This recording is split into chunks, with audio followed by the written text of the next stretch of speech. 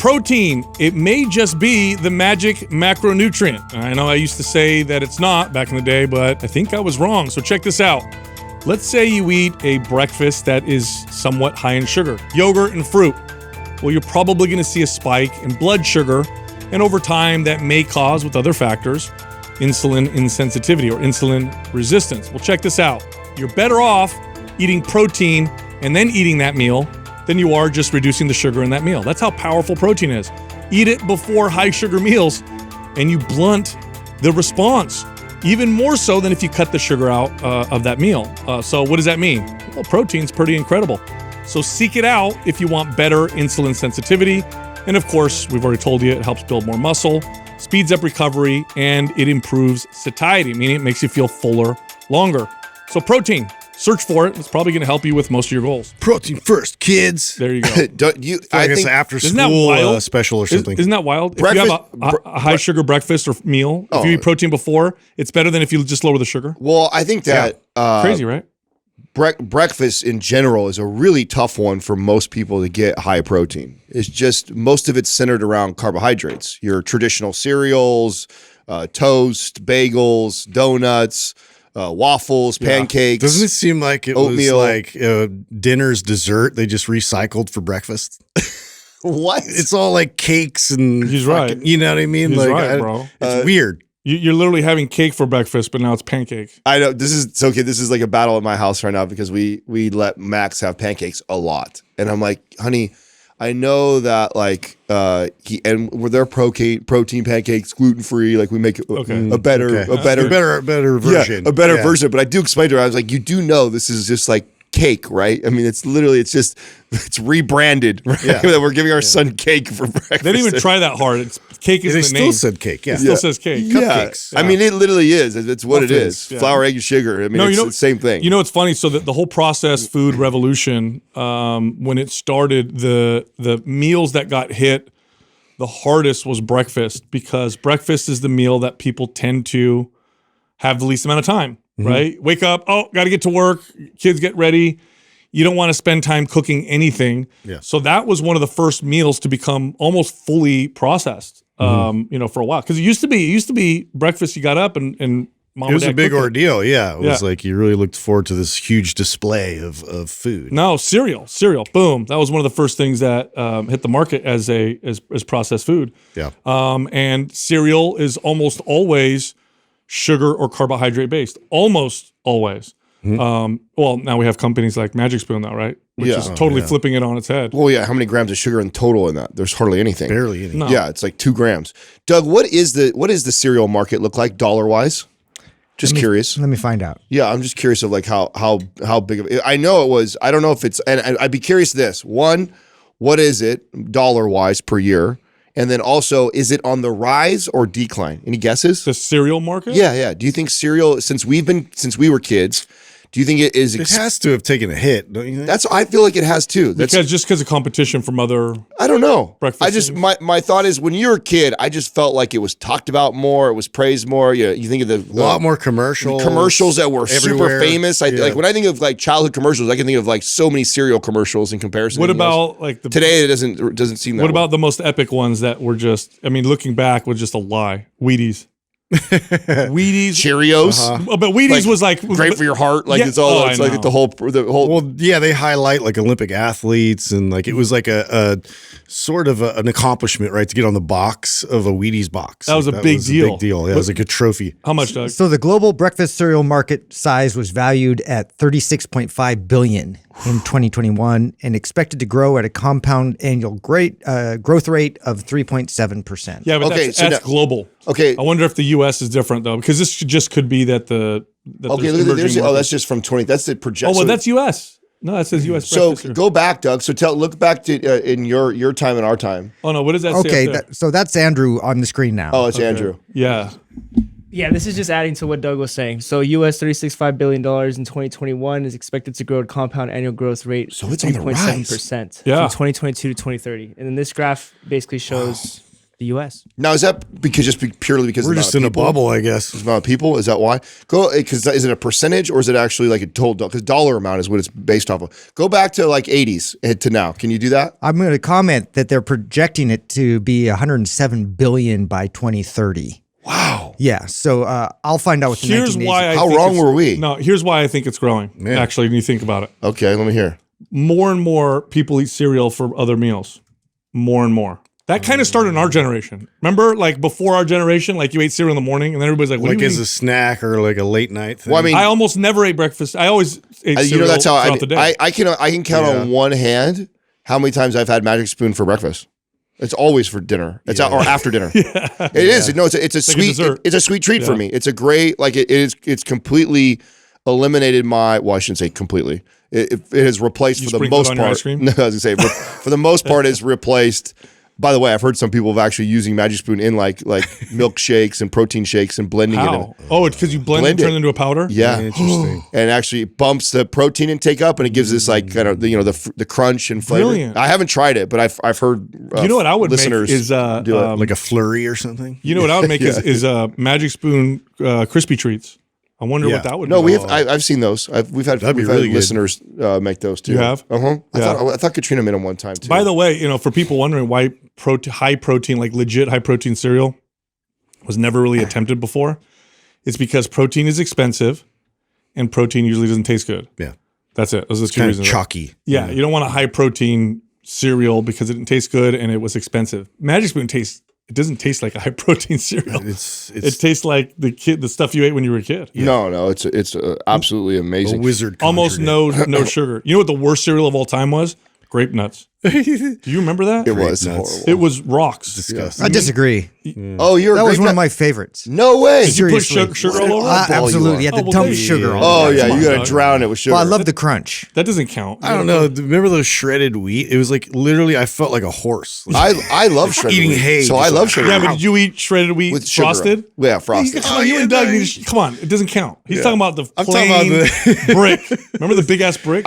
Honestly, it might as well be a bale of I hay would. that you're Because I liked shredded wheat, the frosted shredded wheat so much, I could eat that right now, the unsugared. I version. bet you couldn't. I bet if I threw a plain one in front of you, You'd be Well, with no milk. With milk, I need to have no, milk. pour some milk on it. Ugh. By the way, you know what was the selling point back in the day for that? Helps you poop. Was that what it was? That was it, They dude. went High for fiber. It was all about High regularity. fiber. Yeah. Fiber was really highlighted. You would see on the box like helps you become regular. Yeah. That's- Isn't there a Yeah, popular cereal called Fiber Like One? heart That's all health. that is. Yeah. Isn't that what it's a shredded. It's another one of those shredded Yeah, ones, yeah, isn't it? yeah. Today's giveaway is Maps Aesthetic. If you want to win that program, here's what you got to do. Leave a comment below this video in the first 24 hours that we drop it. Subscribe to this channel and turn on notifications. If you win, we'll let you know in the comment section. We're also running a sale right now on some of our Pro Mobility anti-pain workout programs. Maps Prime, Maps Prime Pro, and the Prime Bundle, all 50% off. If you're interested, just click on the link at the top of the description below. All right, back to the show. Speaking of milk, I have something for you. I have a study for you today. What do you got? So I want to actually, I should shout the girl out. I'm gonna put my seatbelt on. Say, okay, so I love when Adam brings a study. Yeah. they're always good though, aren't good, they? dude. Have I not brought a study that isn't like it really interesting? No, it's Because I good. rarely do it because it's not my thing, I'm right? pumped right now. And I can't take credit for it. So shout out to Elizabeth on the YouTube channel. I was going through the comments and somebody was commenting on that they love hearing me tell dairy stories. You know, obviously yeah, they work yeah, on it a was farm good. or something like that.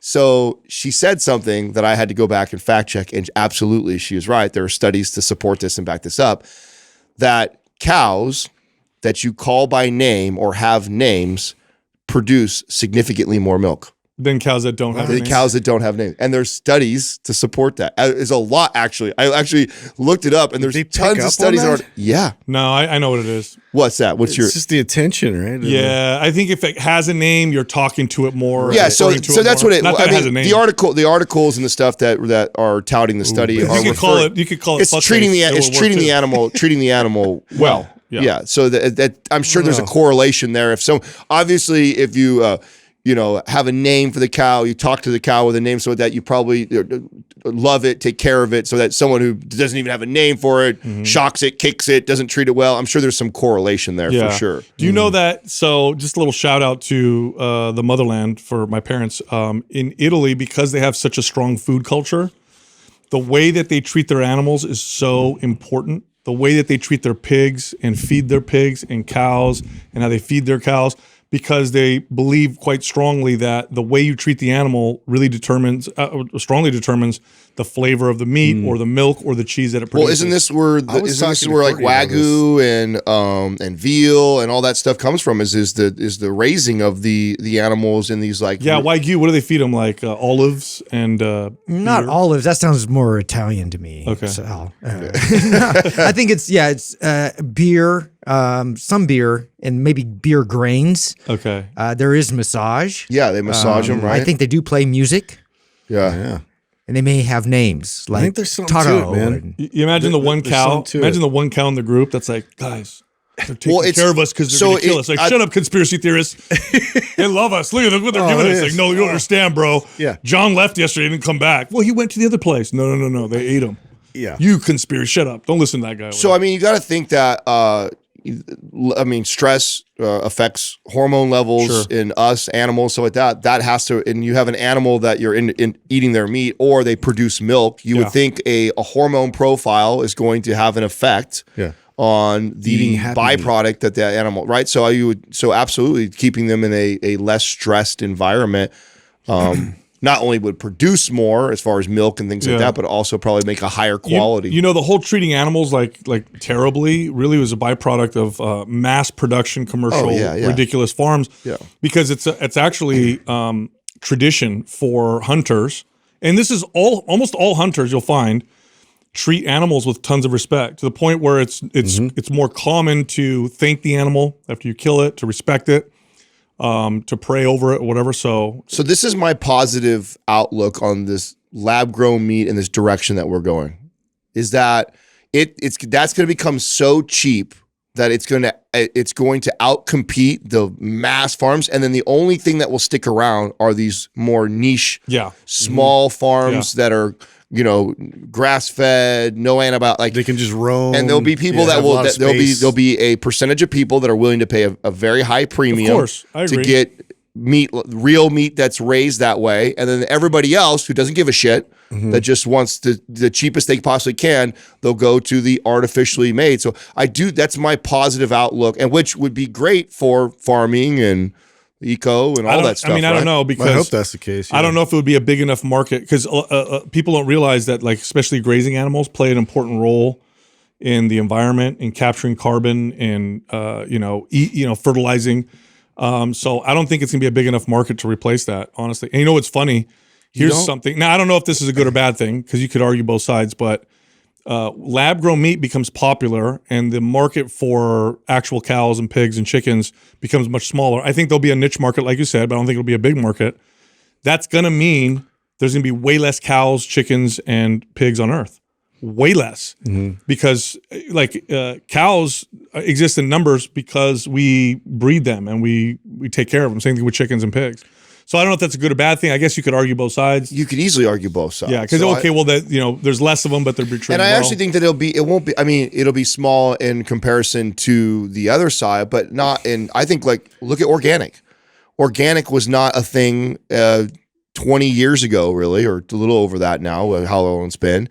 And you would have to go to a very specialty store to find organic anything, where now every grocery store is, and that, by the way, I remember watching that, like it being a little section and then becoming a yeah, but the price is competitive now. It used to be organic. Is it really? It's competitive. Come on, you pay really high prices for organic not like stuff. it used to be, bro. Organic used to be. Well, don't you think that's what it'll kind of look like? I mean, I feel like the same trajectory. I don't know. I feel like lab grown meat, when they get the processes down, is gonna be so cheap because you could grow it in a lab. You don't need lots of land for it. I feel like that's going to be at some point. So right now it's expensive. Lab grown meat's more expensive than regular meat right now. But I mean, the whole commercial system where they have it now, where they're just like literally confined to these little gates and these cages, and like they pump them with antibiotics and everything just because they're unhealthy. I don't know. I like the idea of it disrupting that whole industry a bit. I don't know what it's going to look like, but that part of it was always gross. But it was necessary because look at the population numbers. It's a numbers thing, and to be able to like produce on that kind of volume is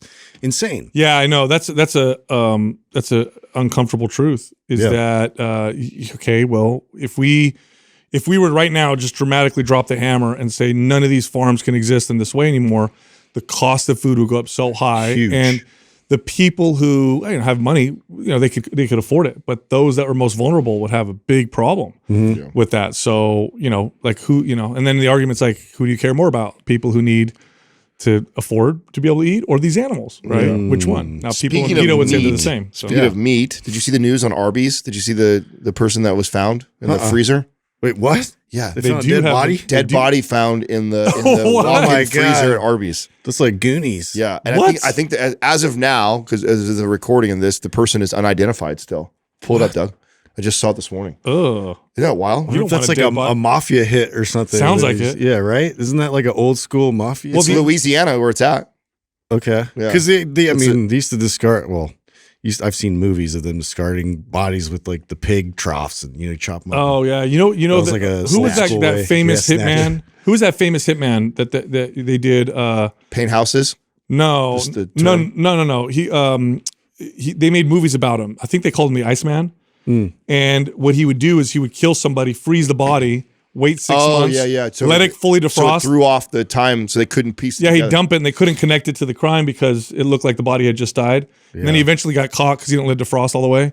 And they saw ice crystals and they put 2 and 2 together. Wow. So this is a woman's body in the yes, freezer. one of the employees. Oh, I thought an employee found it. I thought I read. No, it says that this woman was an employee of the Arby's. Oh, restaurant. I read the article wrong. I thought it was an unidentified body found by an employee that worked there. Are you sure, Doug? That's according to the news. Okay. Or the I wonder if they got locked in and couldn't get out or something. Suck. Oh my god! Ugh. Banging on the door.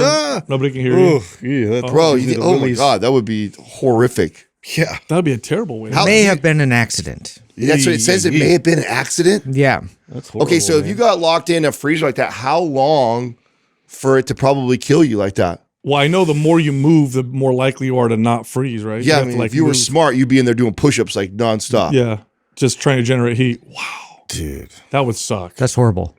Just being locked into anything for that long would suck. Dude, I'm sure it takes a while. Yeah, that's what I'm saying. Would it be? Could you possibly survive 24 hours? How cold is a big meat freezer? How cold is that? That's at least 32, but I'm going to find out.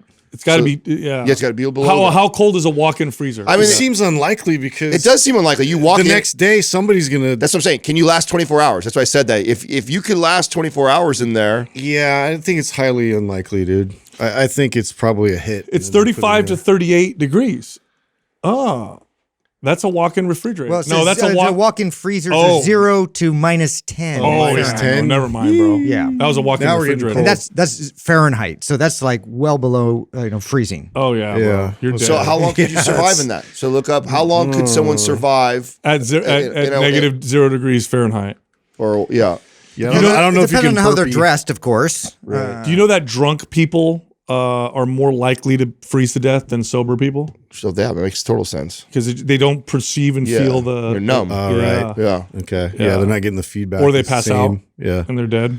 Does that happen often? Like in cities like Detroit Chicago, or something like that. Cold places. That was a big problem. I mean, when they used to get like these crazy like freeze like storms come through where like you literally like the lake would freeze and then it would. Have you ever seen that in person? City. Because I've always seen that. I've only seen that on like news and pictures and stuff like that. Because what you're describing, which I think is the craziest visual. You see it coming. Yeah, where you see like everything just starts freezing. The wind is blowing so hard and it's raining and it's so cold that it like freezes like that way on cars. Have you not seen that before? No. Yeah, I've seen a few videos from like Canada where that was like real time. There was like freezing.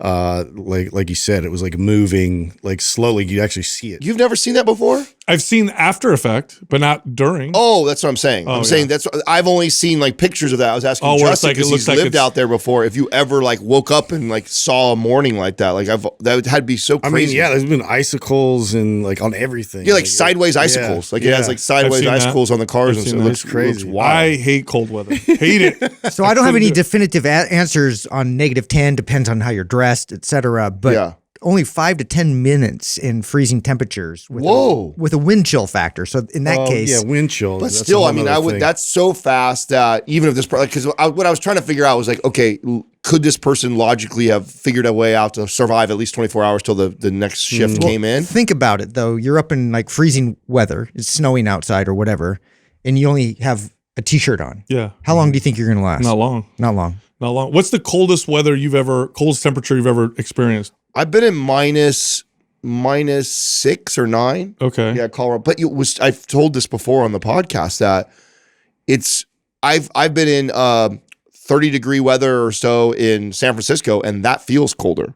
What? Yes. Why? Because the wind? Mm-hmm. Yeah, and it's a dry cold versus a wet cold. Oh. A wet cold like in San Francisco, because of the ocean and stuff right there, is like bone-chilling cold. A dry cold in like Colorado feels weird. I come down to I remember like days it would be like 5 degrees and go down to the bus stop for school and wearing like what I'm wearing right now, t-shirt and sweats. What? Yeah. Really? Yeah. Damn. Weird. That's weird. Yeah. Justin, have you experienced that? You've both been in the cold like that. You've been in the coldest. 30. Oh.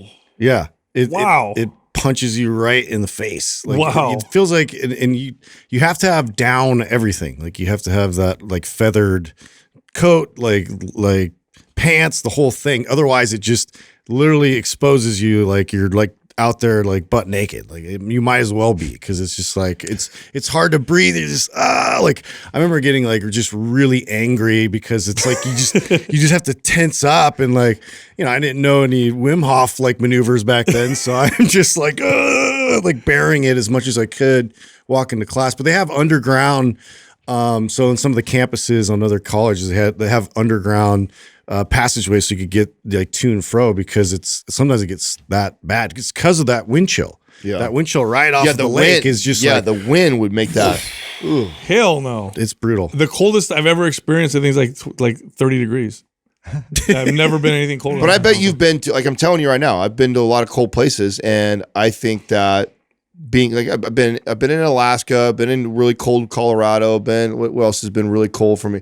But I still think that I can recall some of the coldest windy nights on San Francisco feeling freezing. Wind is what gets you. Yeah, because the wind's hitting you in your face and stuff like that. Ooh, now hot, I can handle heat all day long. I used to live in Palm Desert, and that was 120 degrees. That I don't do well. Tough for I don't me, do well in like way. You guys get weird in the heat, man. You guys are so annoying and irritable. Like I just want to lay down and then like do nothing. I start skipping. I love it. It feels great. I just feel like you can always when if I'm really, really cold, I can layer up to try and stay warm. Sure. But hot, you peel down so much and you can't peel down anymore. No. And now you're just in it. You have to bear it. Good luck sleeping in that. That's the worst. Oh, bro. One summer I was 12 and we went to Sicily to visit my grandparents.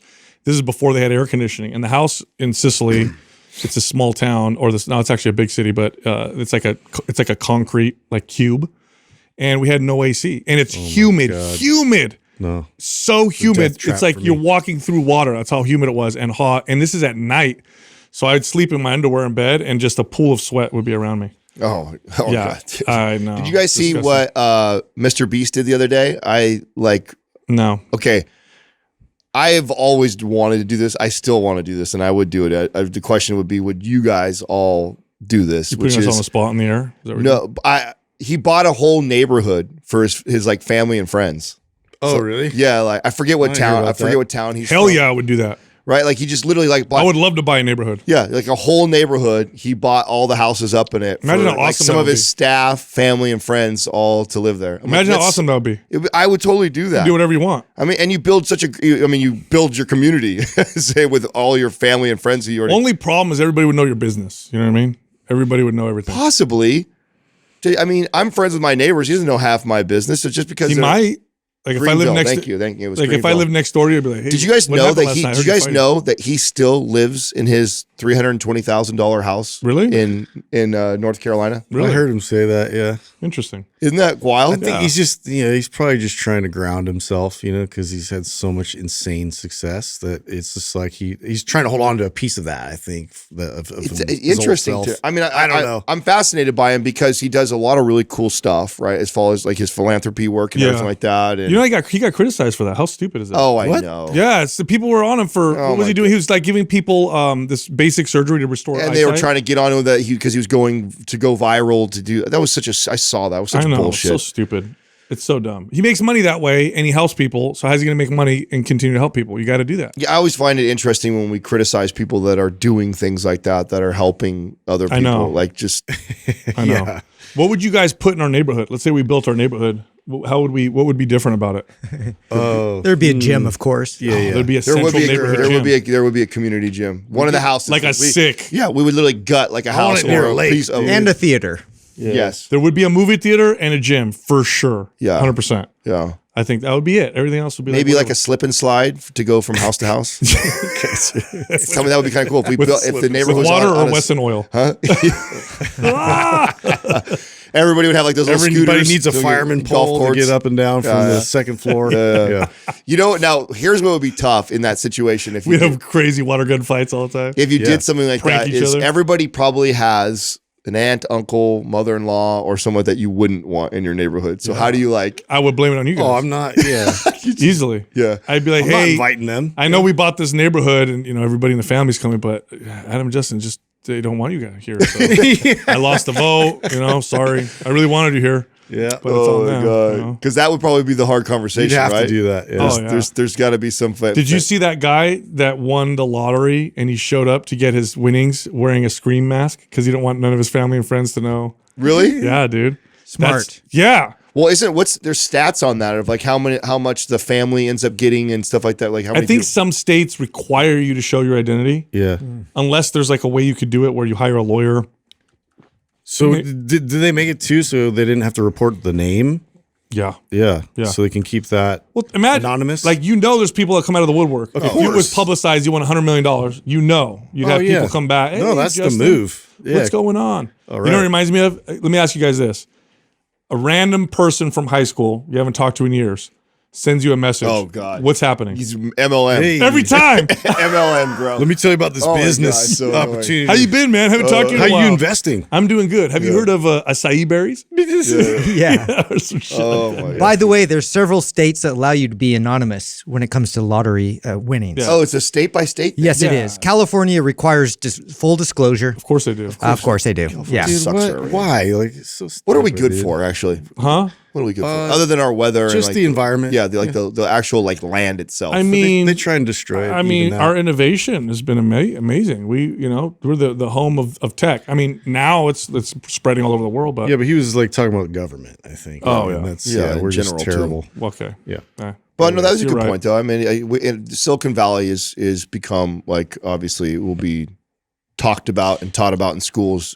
California though, 50 when that years was from now. born, California was not the same kind of state. It was a very kind of free state in that sense. That was the old attitude, right? Let people do what they want. Yeah. That's what drew We everybody actually here. we actually had You had Hollywood, then in turn it's Silicon Valley. Yeah. You had a lot of and innovation. we had some of the largest what's it called voucher systems for schools at one point in California, and then went full in the other direction. We had a voucher system. Yeah, I didn't know that. yeah. California used to do that back in the day. I didn't know that. Yeah. So why did we do away with it? Well, there's lots of arguments as to whatever, but I think if Because I've heard you talk about that as a solution. So it makes sense if a shitty school. First of all, here's the deal. I'm thinking about the person that has no options. Yeah. One of the people talk about the wealth gap and disparity. The biggest disparity you'll ever see in your entire life is public schools. Go to the public high school in Los Gatos. Have you guys seen that one? My business was over there. It looks like Beverly Hills 90210. It does. Okay. Yeah, it's funny. Then go to a public school in some rough parts of Oakland or somewhere else. Look at the difference. Very different. You're stuck with the school you're by. So if you're like struggling and you want to give your kid a good education, this is public, by the way. There shouldn't be that big of a disparity. You got your kid, you want to send them to good school, but you're stuck with this shit school over here. You should be able to take your kid and be like, the state's paying for it, so I should be able to pick the public school they go to. They don't let you do that. I think it's crazy. What is the argument for us taking like the private sector out of it, like, or making it like pulling capitalism out of like the school system? Like, I feel like if it was a competitive market, one, you would see the increase in pay potentially for teachers. So you'd see that. You'd see better teachers, better scoring, better what? Why? What is the argument for? Okay, so here's somewhere where and then by the way, with that structure, you do vouchers for people who can't. Because I know the argument, then not everybody could. If it cost everybody money to do it, well, then you give vouchers for people that make less than X amount of dollars. I think it's important that you have some kind of education that's available to everybody, and studies will show that that's actually a better use. Yeah, but okay, let me just pause you right there. In this time and era, that's so silly to me. It's like now it's becoming different. It's becoming interesting now because now access to information is so expensive that the whole system needs to change. But this was in the past, right? But I do agree that I still think there should be something available to everybody.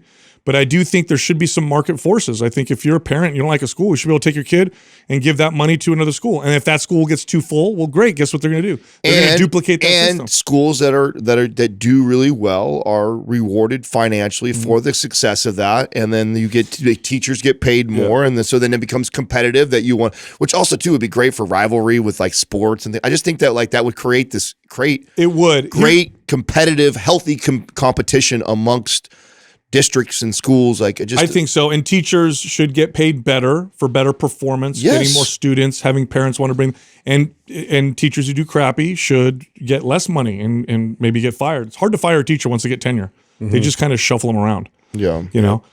So I don't know. But here's a positive with public schools is they're required to educate your child. Private schools are not. So I have friends whose kids are really tough. They've got learning challenges and they're tough. They're just tough kids.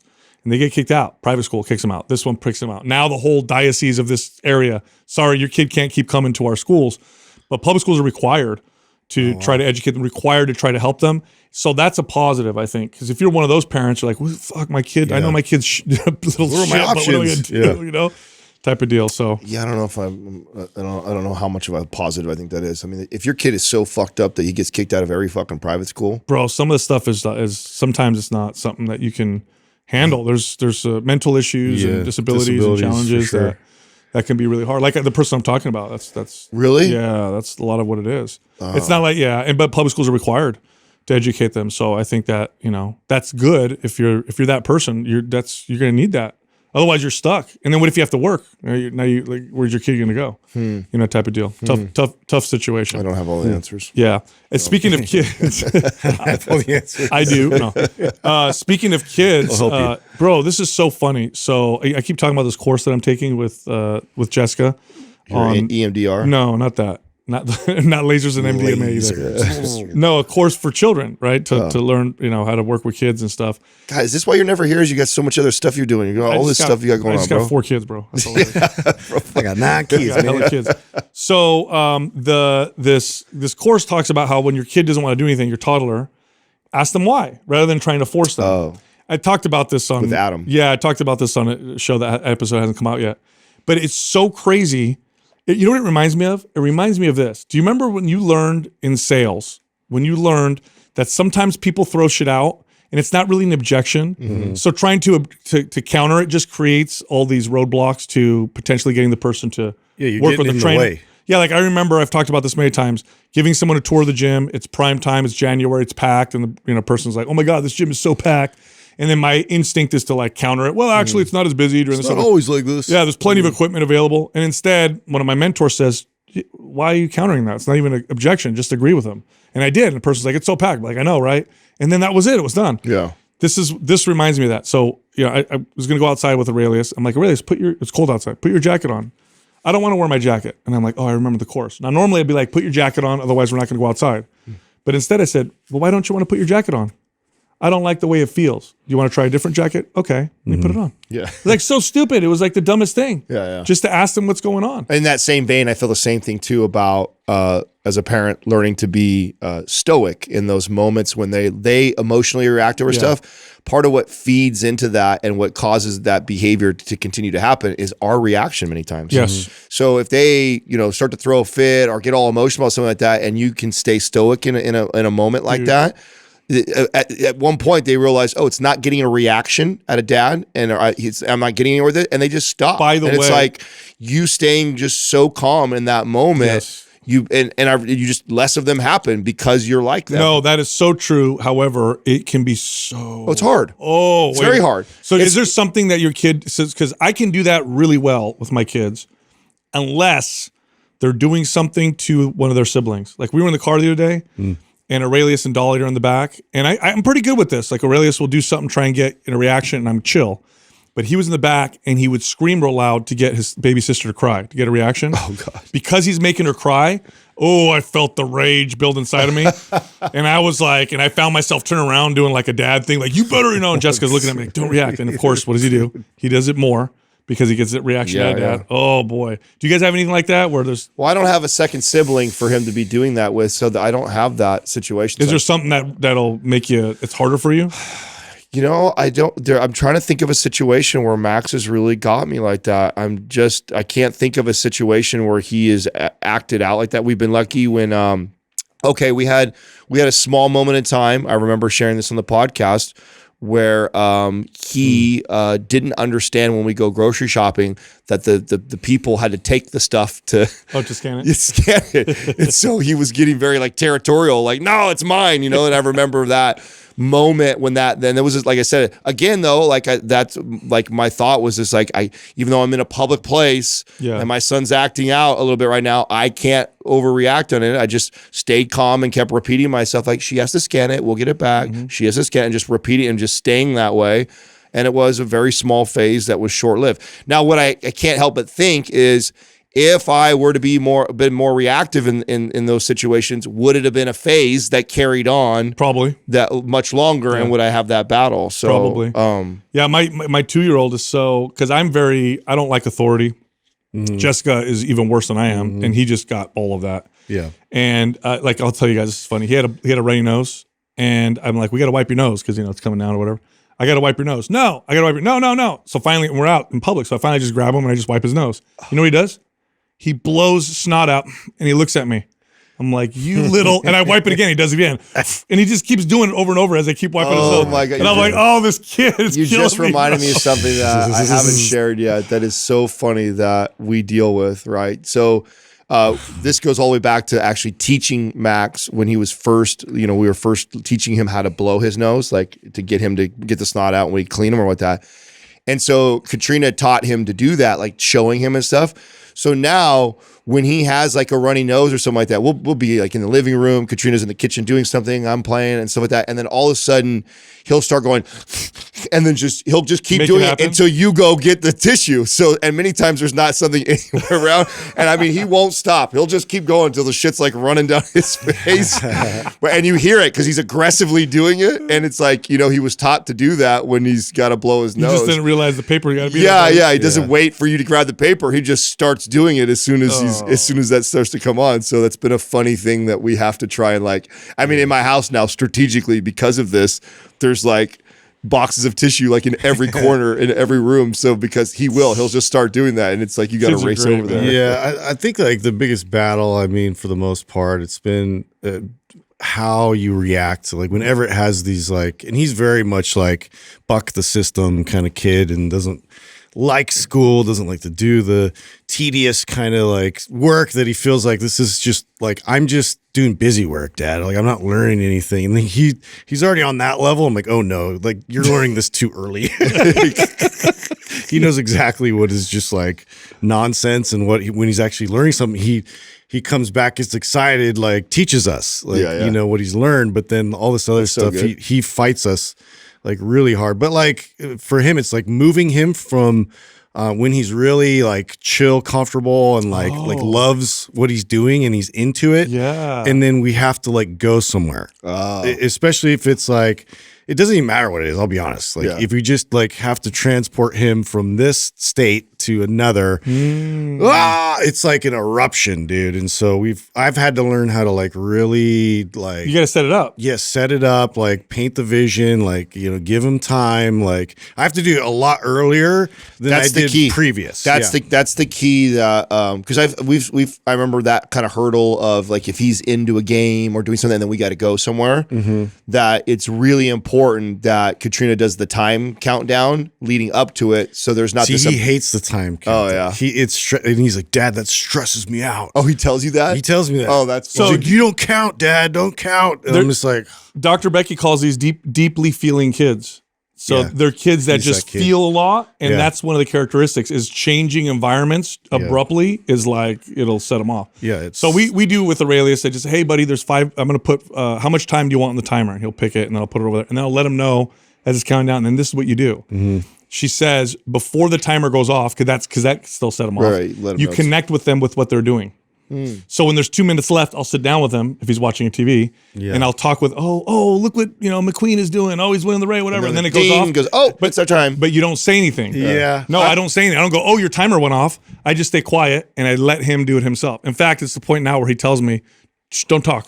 Yeah. And he goes and gets the remote control, turn it off. So I'm like, Yeah, "All right." I've done that. I'll give him like a little coat or something, like because we have to go, and he'll be like playing. And then he's like, I'm putting it on. He doesn't even realize like what I'm doing.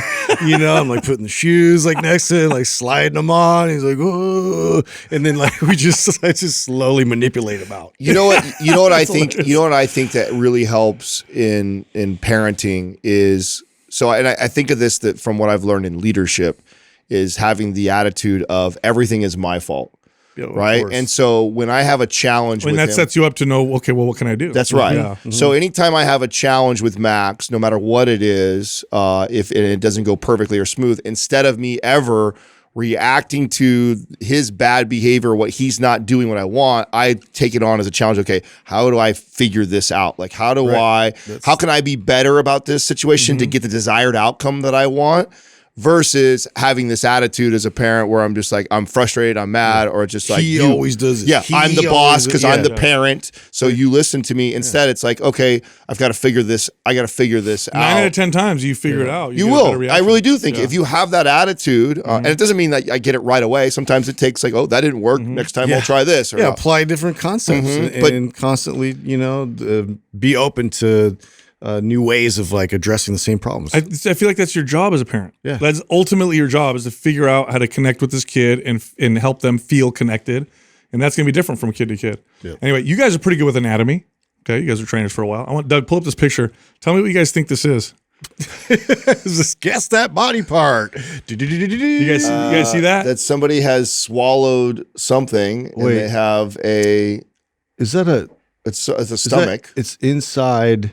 What is that thing there in the middle there? That metal. It looking looks like a thing? little mini It's like bomb. is that like a socket wrench? No, that's Like a a butt cork? plug. That's a butt plug. Oh, And Wow. but now you I'm see kind of glad that nobody knew what that No, was no, right hold away. on. You know what I'm saying? See where If the you re- knew- I can see. Doug, it you now. see the bottom part there where the legs are? So that's the rectum, but then look how high the butt plug is. Wow, that is. You guys want to guess what happened?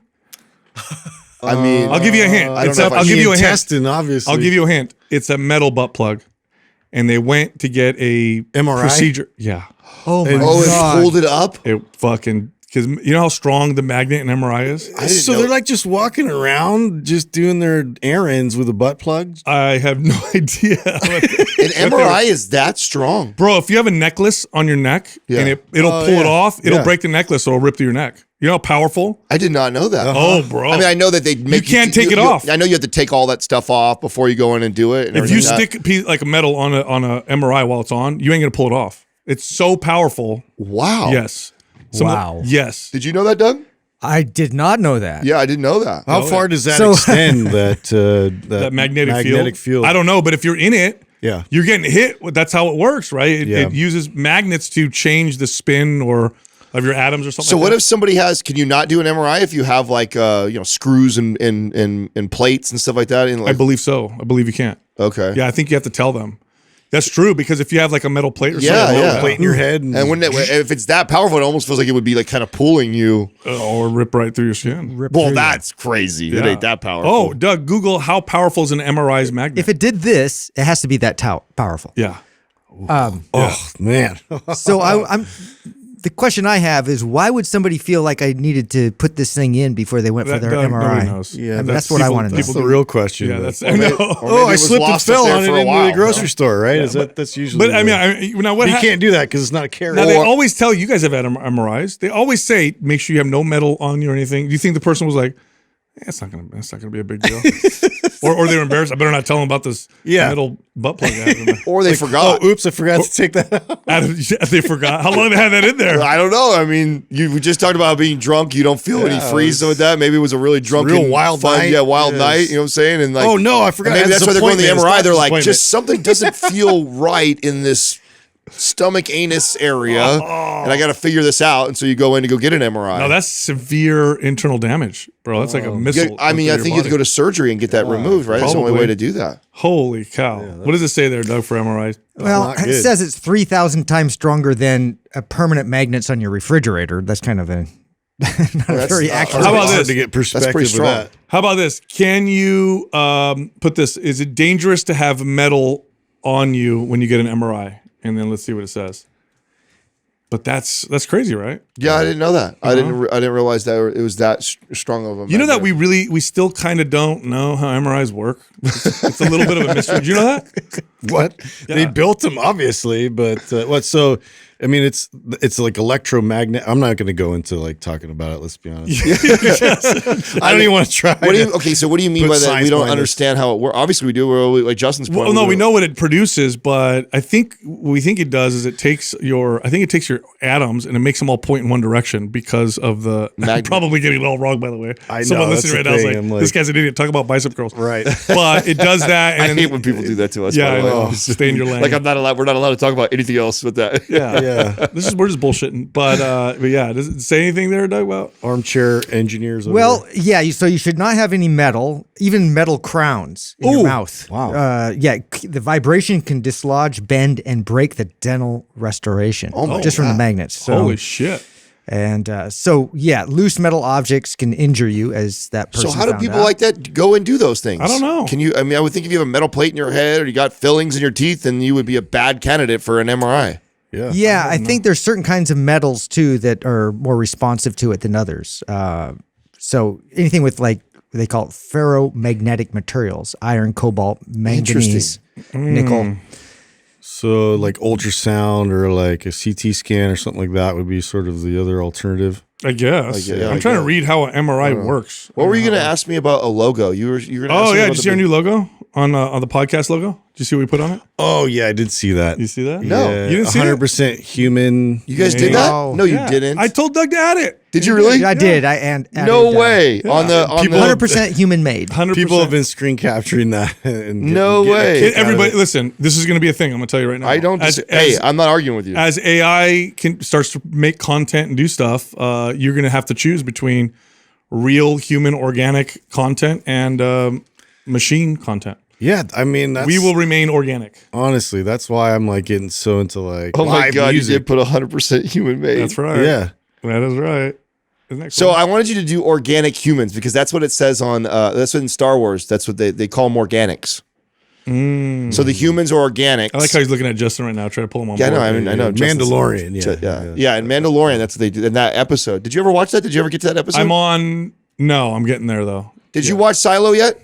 I haven't. No, I've been. Terrible sci-fi guy. I'll tell having you a lot why. of sex. Is I'll that tell you why later. That's good. He's like, I'm having so much. I'm gonna sex, I get can't- there, bro. Trust me. Like it's right up my alley. Dude. Yeah, I I'm know. really I'm like, excited about it. I was so excited that I found like a sci-fi movie or show before you guys. Are you did, watching so- it still? Are you still watching it? Well, there's only 2 episodes tonight. The third one comes out. So, But isn't it's on Apple, right? yeah. Oh, that's the one I don't pay for. You don't have Apple? That's the only one I don't pay for. God, you're so cheap. No, actually, I just forget. That's nothing about being cheap. Bro, I just bought a $100 squirt gun.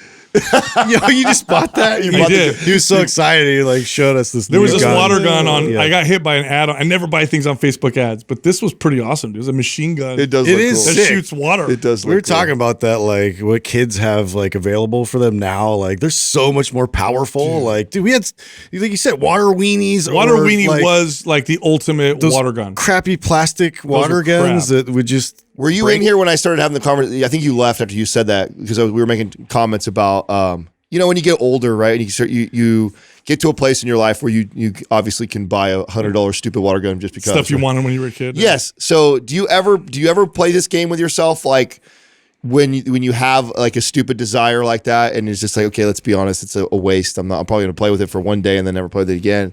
But then because you're at a place where you can do that, and you know, like, you know, 12-year-old me would be so mad at myself if I didn't do that. And so you make a purchase like that. Are you like that? Are you like? I'm usually not. My brother's like that. He's got drones and radio control cars and boats. You know, he's a grown man. Yeah. But you know, to his credit, I got like a BMX. You know, that was my. Oh yeah, thing. you did, didn't you? You bought a BMX. BMX and guitars, and that's usually where I'm like, okay, I was reliving sort of like the '90s. Well, you play though. You play your guitars all the time. Oh yeah, no, I know. You still ride your BMX? I'm addicted. I don't consider that like a wasteful toy. Do you still ride your BMX? You know, I just started to again because nice. Ethan just got a new bike for his birthday, and so it was like it brought that energy back in. And plus the weather's better now. The weather was the big deterrent. Yeah. So yeah, we're gonna be hitting the pump track. I just hear you. I feel like watching you do a bunny hop. Like, can you guys? Can you remember like 12, bikes. 13 years old and thinking about, you know, when you were dreaming of like one day I'll be, you know, rich and I'll be able to do this and that and all the things that you wanted as a 12-year-old? You know what I would buy if I did that? I would buy either a gas powered radio control car, because those were the shit when we were kids. Did you ever own one? Oh yeah, never a gas the real powered. high powered ones, Those the RC are cars that were like. Yeah. And I was gonna say, to my brother's credit, he does play with all these things. So he doesn't just buy them, and he actually uses them all the time. Yeah. But Yeah, gas those are powered, fun, dude. or really expensive model rockets. You guys ever play with model rockets? Yeah. Those are explosive. So we had the water ones. No, I'm talking about the real. real ones are the way real better. ones. Yeah, dude. So as an adult, I've had both, right? And the Wait, only when did you do the model rockets? Huh? Oh, a long time ago, in my 20s. Oh, okay. So when the reason why I didn't keep that hobby going is they're actually a lot of work to maintain them. Yeah. Every time you launch it or Yeah, you every gotta time you rebuild race it, you got to go back and tweak on it and clean it and fix it, or else it doesn't. Yeah, because they get dirty, they get messy, they get loose, all the stuff on it. So it's like you have to really be into which I have. My two friends have remained doing all this stuff. Like we all bought these toys as we got into our 20s and kept them. They still mess with them, but they also, like, in their garage, they have a geek corner. You know, it's like this little corner. Really? Yeah, and they got their drones and RC car stuff all hanging on the wall with all the tools to fix and repair it, and a little shelf area where they can, you know, geek out on it with their little magnifying glass. This is before they had kids too, huh? Yeah.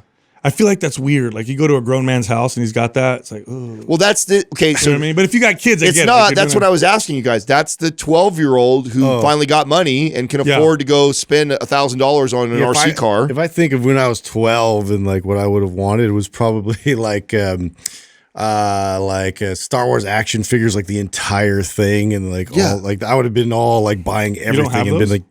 I mean, I do. Yeah, but, so I was gonna say. But I kept them. But like, it was just up to a certain extent, you know. And then I pass it on to my kids, and they're not as excited about it. Sometimes.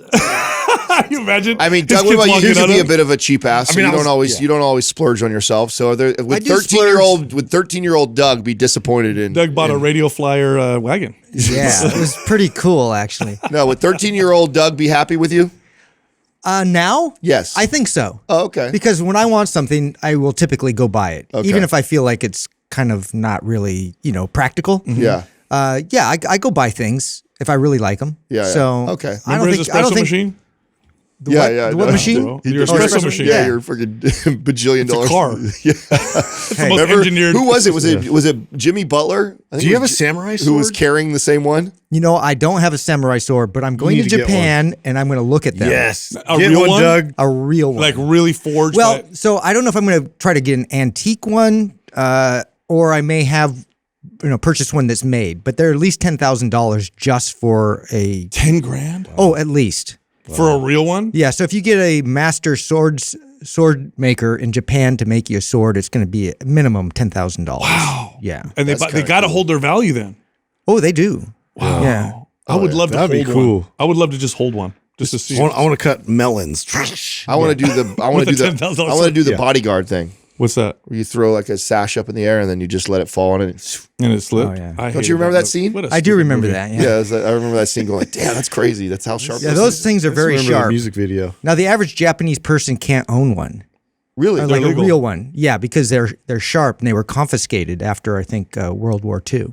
Do you know there's a famous story of when the Japanese surrendered he offered, I guess it's custom to give your samurai sword or your sword to the person you're surrendering to.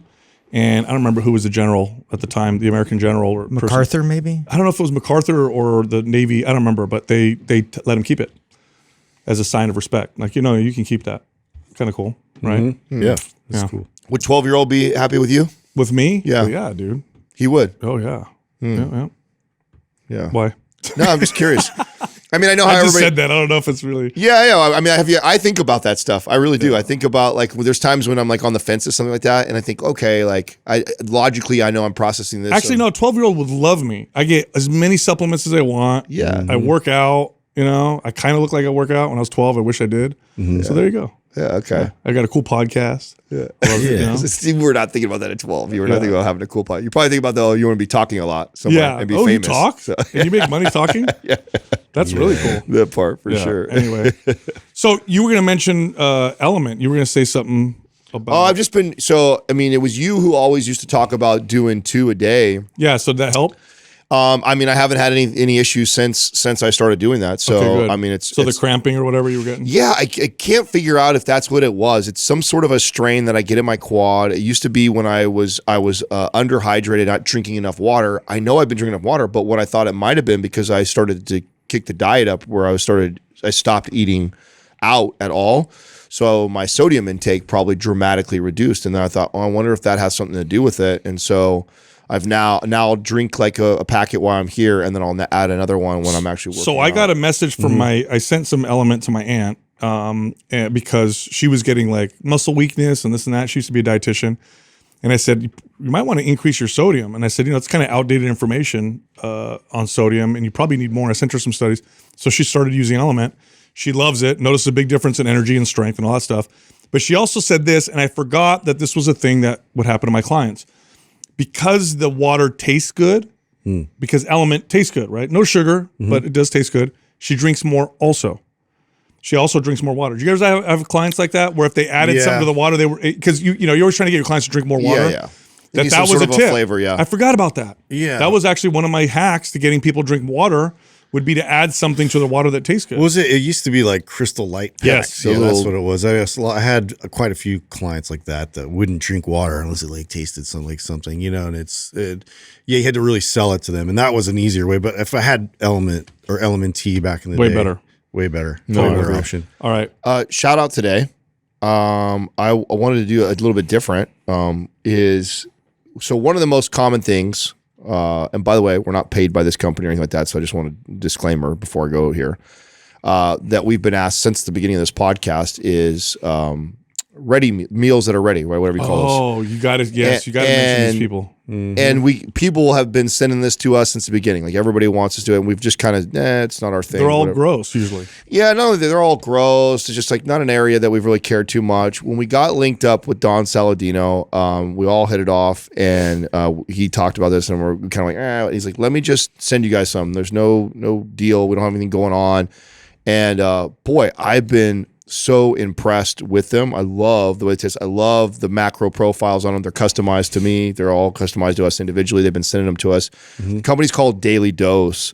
My favorite thing right now that he's each time they've sent me one, it's been like last time it was like this kind of mud pudding one. This time it was a cookie dough. Yes. The dessert. So good. Bro, did you have the cookie dough one? Yes, I had that last really night. Yeah, that's what I had last night too. That's why why it's top of mind. My kids were fighting me for it, actually. It's so filling, high in protein, minimal amount of calories in it. I got to find out exactly what it is. It feels like it's some sort of a oatmeal-y type of thing that they make. Overnight oats or something. Yes, something like that. But boy, it's a treat and a half to have.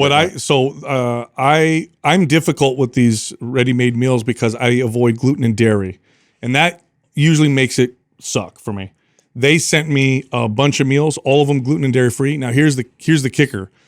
A lot of these dishes have like sauces that you can add to your dishes, like dipping sauces or sauces. And dairy-free sauces are either non-existent or disgusting. These are all so good. Oh yeah. Oh really? Yes, super good. And I don't know they're either cashew based or nut based or almond based or something.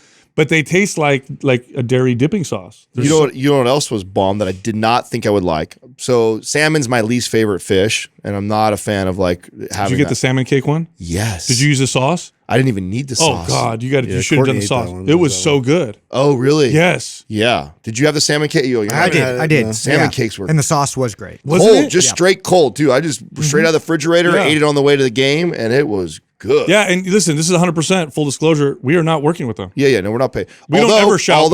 Although Don did say for our listeners that they did give him a discount. So if you use Mind Pump 20, okay, you can get a deal. Oh, on that's it. nice. Yeah. So for our people, if they do go over there, they use that. There is a discount for He's them. such a good guy. Yeah. No, He understands how to guy. how to do. No, he business, did. I doesn't mean, that's smart. I mean, that's how he got us. Is just like how he got a free he's like, commercial hey, right listen, now. I don't want any. Yeah, right. Hey, real talk though to our audience. I mean, that's like I'm such a fan of like business like this. Like you gotta woo us. there was not even Yeah. When you woo, not even that. It's just there was no expectations. Like Yeah, he's a real good guy, in real world. yeah, authentic everybody good else guy. that ever, I mean, people send stuff to us all the time and they want or expect something for it, yeah. where he literally led with that. Listen, I don't want anything from you guys. I don't expect you to do something, which that is the way to get me. You know what I'm saying? Is to have that attitude and then just let the product or the thing speak for itself.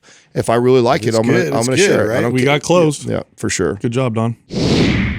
All right, Butcher Box. What is Butcher Box? Well, check this out. It's grass-fed meats and wild-caught fish delivered to your door, right to your door. Each box is perfectly packed and portioned for your needs. All the meat, all the red meat is 100% grass-fed. The chickens are free-range. The pork is raised crate-free. And the seafood, like I said earlier, is wild-caught. They make the best meats available to you for the best prices. By the way, shipping is free. Go check them out. Go to butcherbox.com/Mind Pump. And if you go through that link right now, you'll get ground beef added to your box for a year, plus $20 off your first order. All right, back to the show.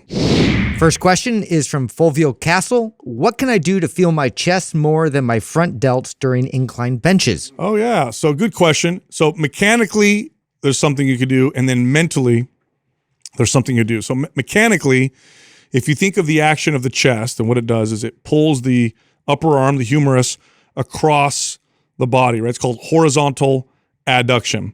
So if you flare your elbows out as you're going down and then bringing them together at the top by keep them out the whole time, then you're going to hit the chest more mechanically. But you also want to think about what the chest is doing. So imagine you're bringing your elbows together and your hands together and get that squeeze there. And studies do show that simply thinking of the muscle and the action increases its activity. So those are the two big things that I can't Do seated row for 15 to 30 reps for 2 to 3 sets before. Not trying to get sore, but get a pump in your upper back. To this day, I still, it's I was just working out at the Fitness 19 2 days ago, and I was doing incline chest. And sometimes what I'll do, because at this gym, the incline bench is way far away from the seated row, and the place was super busy. So I knew if I left one to go to the other, I'd lose it. So I actually grab the bar and from the bench before I load it for bench press, and I do bent over rows. Oh, sure. And I see people like looking at me all weird because I'm taking the incline barbell and I'm like leaning over the bench and I'm doing like these rows. But that's why I'm doing that, is because still to this day, even though I understand mechanics really well, it makes a huge difference for me to get just a real light pump in my upper back, which is just all it's doing is promoting you to stay in that bracing you in that position. Yeah, in that retracted position. Because what happens when we press is the shoulders roll forward. And when the shoulders roll forward, the scapula rolls forward, the delts take over a lot of the movement in the triceps. Versus if you can stay in that retracted position as you press, then you'll keep it in the chest. And so a way to do that is to prime the back and get it kind of pumped up before you do that. Yeah, I like that a lot in terms of being real specific with that. I mean, one just real basic warm up I'll do a lot of times is I'll do like a farmer walk, but it's really a posture walk, and so it's really the same concept, but it's a little different because of I'm retracting my shoulders, but I'm depressed, and I'm basically packing my shoulders, and I'm really extending my chest and opening up, and then like kind of anchoring it down. So it is kind of in a sense like just training to to keep you in that sort of locked position with your shoulders back and down. Now, lastly, what you can do is you can do a few sets of an isolation chest exercise first, just to get a pump in the chest and to feel the chest. And what that does is when you're doing the incline, it allows you to connect more to the chest muscles because they're pumped already. They're a little bit fatigued. And that'll help you adjust your technique and your form to feel it more. So if you're doing another little tip in regards to or adding on the kind of the tip that I gave, so a lot of times I pair chest and back. So if I'm doing a split, I love chest and back days together. Or if I'm running a full body routine, I always order it like this. So I always do back first. So if it's a full body routine and I'm doing chest and back, I will order the back exercise first to promote the retraction of the shoulders and get my upper back pumped up. And that makes a huge difference. Or if I'm doing chest and back, I'll do all my back stuff first and then I'll go to my chest. And that helps promote what I'm talking about. Next question is from Guitarra MBA. What should I do if I want to train hard but still be healthy hormonally and have a healthy menstrual cycle? You know why I like this question? Because what this person doesn't realize is the context of what hard means. First of all, can you train hard and be healthy hormonally and have a healthy menstrual cycle? Yes. Hard depends on the person. It just needs to be appropriately hard. The right dose. That's all it is. But yeah, you could train hard, but you have to define what that is and it has to be appropriate. So is lifting 50 pounds hard? Well, if you're 5 years old, it's real hard. If you're me, it's not that hard at all, right?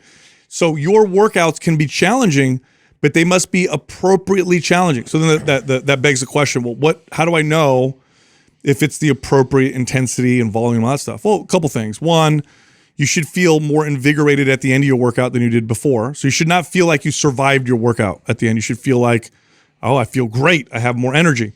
Two, a little bit of soreness is okay. A lot of soreness means you probably overdid it. So soreness that lasts a day or so, probably okay. The kind of soreness where it hurts to the touch and it lasts for several days, you overdid it. Those two right there are pretty good, ways to kind of, direct you in the right intensity. Yeah, another way is just becoming more aware of your rest, recovery, and how you're fed leading into these potentially hard workouts. I've been Aura finally sent us all a bunch of rings. I've been wearing mine for the last week or so. One of the parts I like best about it is its HRV portion of it and like telling me and then my sleep tracking, right? So the combination of my HRV with sleep tracking gives me insight on how well rested and recovered I am, and it gives you the score. Now, like any of these tools, I don't go like, oh God, it says 60, I can't work out or I shouldn't do this. It's not really determining your That's right. It's not determining whether I'm going to train or not, but it does give me another data point to compare to what, I now have enough, I've had this for 2 weeks. I've now had enough days where I see when I sleep really good, this is about where my score is and this is what I feel like and this is what I look like. Oh, when I have a night where I'm up late, I make bad food choices at night. Like I went to the Warrior game the other night, after midnight I fall asleep, I had pizza and candy late at night, and you better believe that night was a low sweep score. I woke up with a low HRV rating as far as hey, train easier today. And so if you can learn to do that without a tool, but this is where these tools I find valuable is and maybe that was a day that you had planned that you were going to really get after it. And in that case, for me, that was a day where I decided, I did a lot of machine work in the gym and chased more of a pump than I did. It wasn't a heavy deadlift or squat day because of that. And so, but then I'll have another one where I'll have 2 days off where I've had, 2 days of full recovery. I was fed. I went to bed at a good time. And it's my readiness was really high. Hey, that's the day I'm going to get after that workout. Plus, I think the common thought is to make anything hard, you just have to add more weight and progressively overload constantly. And, there's a lot of different ways to challenge yourself and make things harder, which, if I'm going to adjust the tempo and really focus on isometric tension, which then too isn't as damaging in terms of the recoverability to it. So you can apply different techniques that might not add as much force that's really a little bit more damaging you have to recover from. Such a good point. So Justin, I just, to that exact point yesterday, okay, so those have been following along have heard me probably mention that I got some sort of a strain in my quad. So unfortunately, I have not been able to heavy squat. It's been driving me crazy. I want to get after it. I feel good about everything else.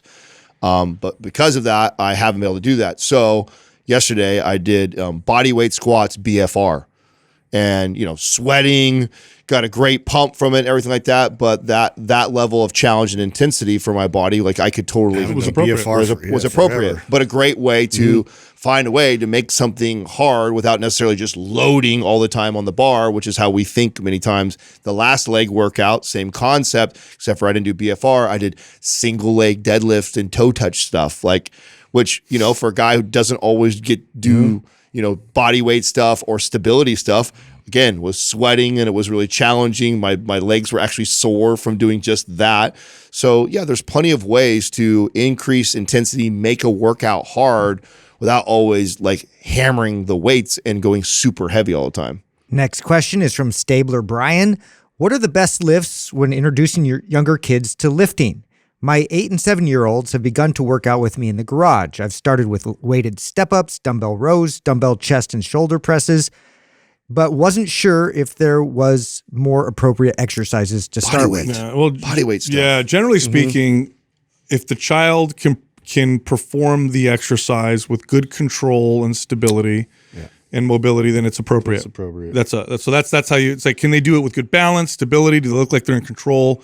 Then it's appropriate. Now, that being said, Adam said, that's 100% is do closed chain body weight movements. Those are the best movements to do for kids because it teaches them, they develop better body awareness and control than they would if they were using dumbbells and barbells at a young age. So instead of doing a bench press, do a push-up. Instead of doing a pull down, do a pull up. Instead of doing a shoulder press, do a handstand.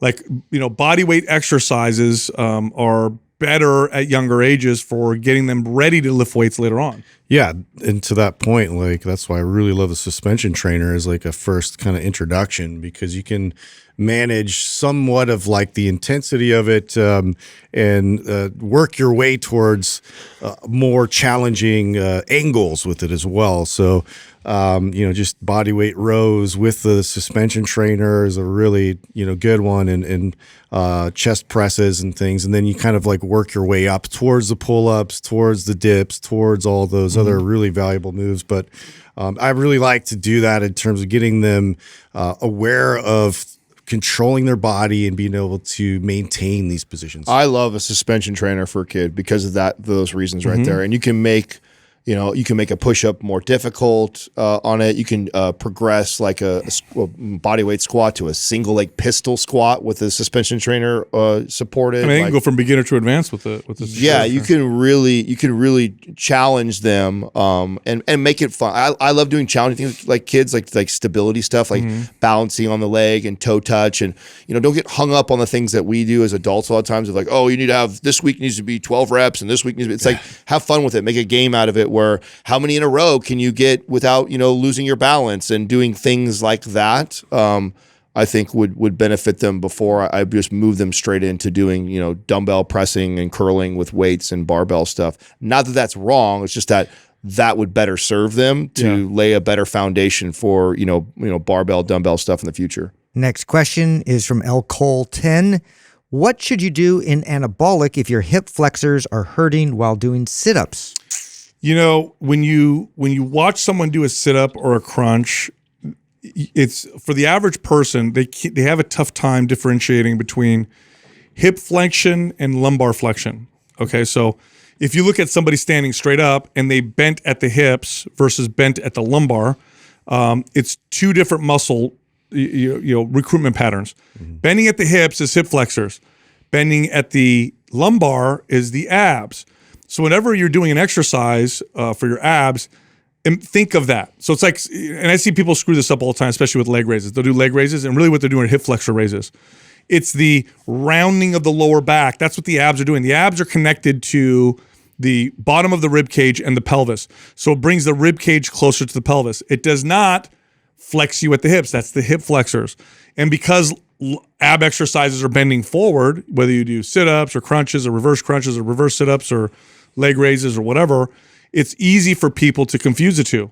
But you have to really focus on and understand what the abs are doing to make an ab exercise effective. Otherwise, and this is so common, it's so common that people do ab exercises and really work their hip flexors through full range of motion, and the abs are just serving as a stabilizer during that whole time. You really broke this down in that YouTube video. I was just the gonna hip say- flexor deactivator. So I would focus on watching that video, breaking it down, really try to mimic the way that Sal's teaching it in that video. That's an old video too. Yeah, to be able to feel it in your abs. It is, and we haven't talked about this on the show in a long time, so we probably have a large portion of the audience that hasn't heard me reference that. One of the first things I recommend to my family, friends, anybody when they ask me fitness-related questions is to go to YouTube first and literally put Mind Pump in first and then the question that you have. You literally put Mind Pump Hip Flexor.